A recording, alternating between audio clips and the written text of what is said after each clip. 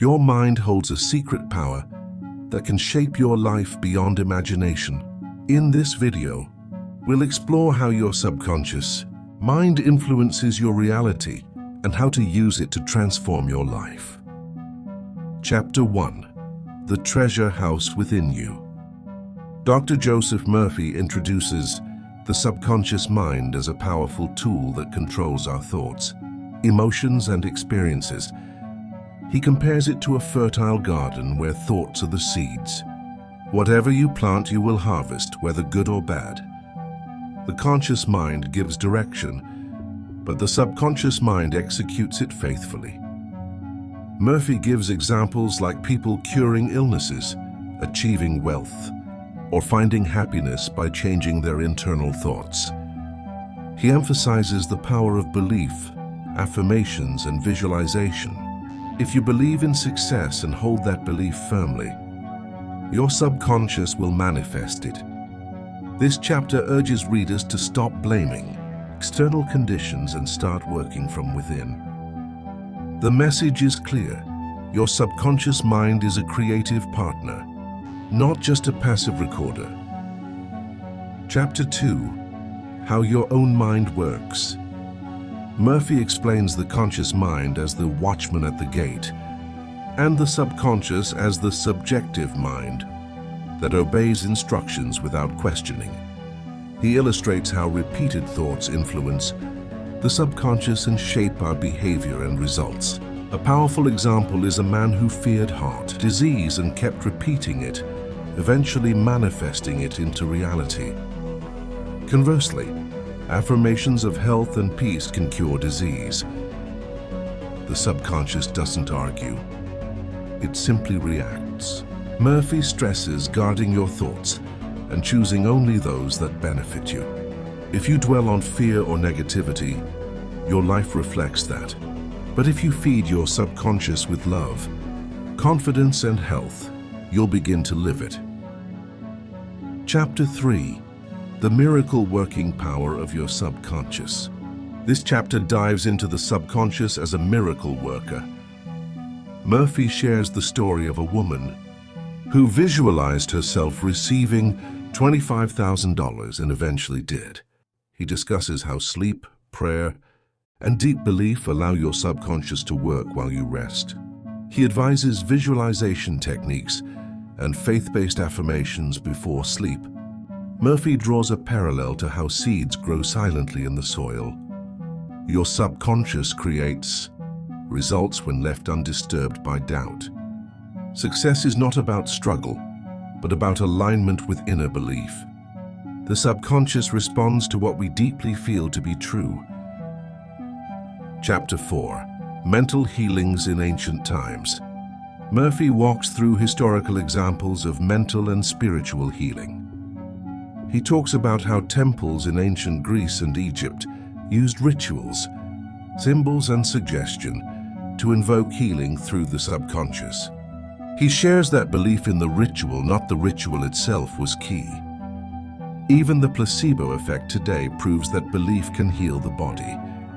Murphy suggests our modern medicine must work with, not against, the mind.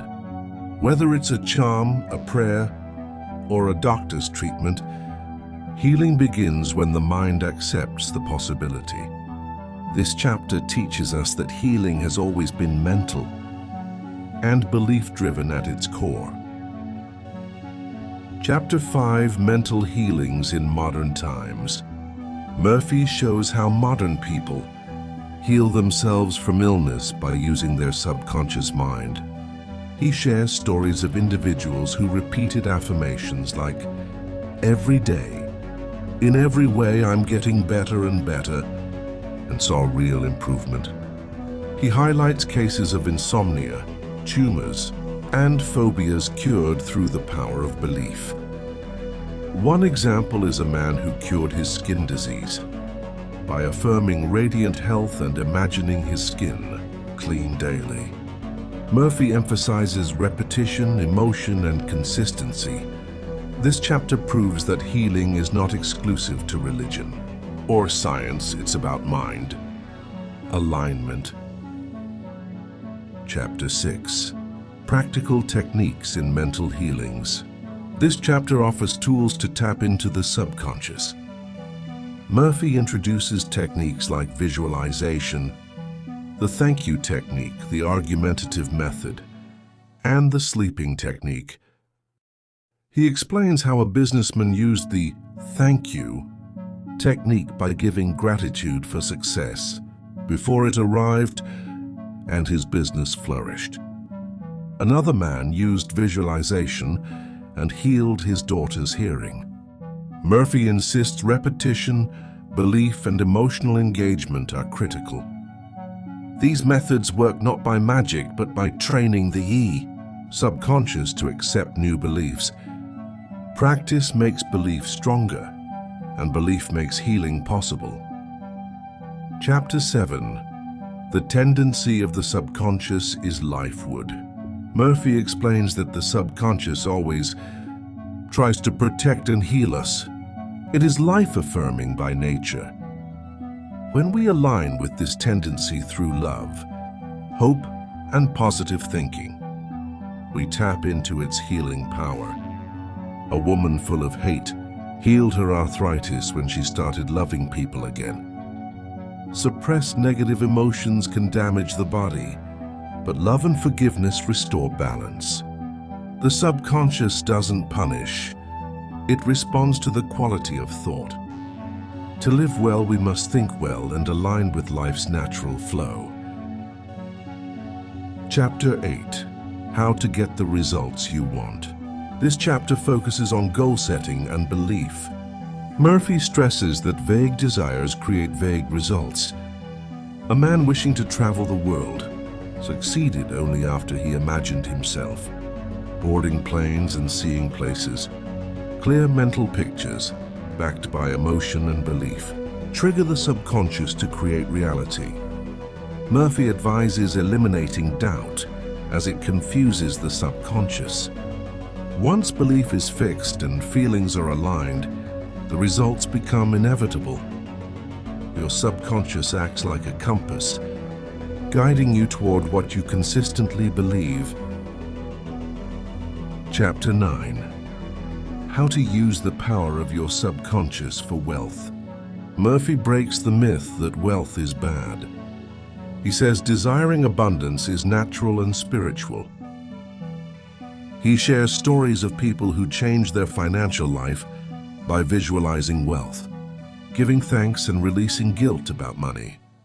A clerk became a business owner after consistently imagining success and repeating wealth affirmations. Murphy emphasizes that money is a tool, not a master, and you attract it by aligning with prosperity, not fear or scarcity. This chapter teaches that your financial life starts in your thoughts, not your bank account. Chapter 10. Your right to be rich. Here, Murphy boldly declares that wealth is your birthright. He tells stories of those who broke generational poverty through positive belief and daily mental conditioning. One woman visualized abundance while blessing her competitors and soon had more clients. Murphy says to stop feeling guilty about money. It's just energy. When you see money as service and value, you start attracting it. He encourages affirmations like, "Money flows to me freely, joyously and endlessly." The subconscious doesn't judge. It delivers what you believe. Chapter 11. Your subconscious mind as a partner in success. Murphy views the subconscious as a business partner. He shares stories of inventors, writers, and entrepreneurs who let their subconscious solve problems by sleeping on it. One salesman repeated, "I am prosperous and successful," and saw massive sales improvement. Murphy insists that success comes from inner clarity, not outer hustle. When your inner vision aligns with your outer actions, success flows. The subconscious guides, protects, and opens doors if you program it wisely. Chapter 12. Scientists use the subconscious mind. This chapter shows how scientists and inventors tap into the subconscious for answers. Murphy tells the story of a chemist who dreamed of the benzene ring solution and an engineer who mentally solved problems overnight. He says the subconscious solves puzzles, creates, and innovates when we rest and trust it. Worry blocks it. Faith activates it. He encourages feeding the mind with information, then letting go, trusting the subconscious to respond with insight. Even the most logical minds rely on this inner intelligence. Chapter 13: Your Subconscious and the Wonders of Sleep. Murphy emphasizes the power of sleep in reprogramming the subconscious. He suggests using the time before sleep to impress the mind with affirmations, gratitude, and clear intentions. A man who worried at night experienced poor results, while another who affirmed success before bed became peaceful and wealthy. Sleep opens the subconscious to accept without resistance. What you think before sleep can determine how your life unfolds the next day. This chapter urges us to sleep consciously, not just physically. Chapter 14: Your Subconscious Mind and Marital Problems. Murphy explains that relationship problems often stem from negative thought patterns. He shares how women who constantly thought, "Men can't be trusted," kept attracting dishonest partners. But when they changed their beliefs, they attracted love and respect. Forgiveness, positive affirmations, and visualization of a happy relationship bring emotional healing. He insists that your subconscious mirrors your deepest beliefs about love. If you want peace in relationships, you must feel it inside first. Chapter 15: Your Subconscious Mind and Your Happiness. Murphy declares that happiness is a habit of thought, not luck. He describes people who found joy in simple gratitude and stopped waiting for circumstances to bring them peace. A man depressed for years found joy by repeating, "Divine order governs my life. I am at peace." The subconscious doesn't care if a thought is good or bad, it just creates accordingly. So choose joy. Train your mind to expect beauty, kindness, and peace. Chapter 16: Your Subconscious Mind and Harmonious Human Relations.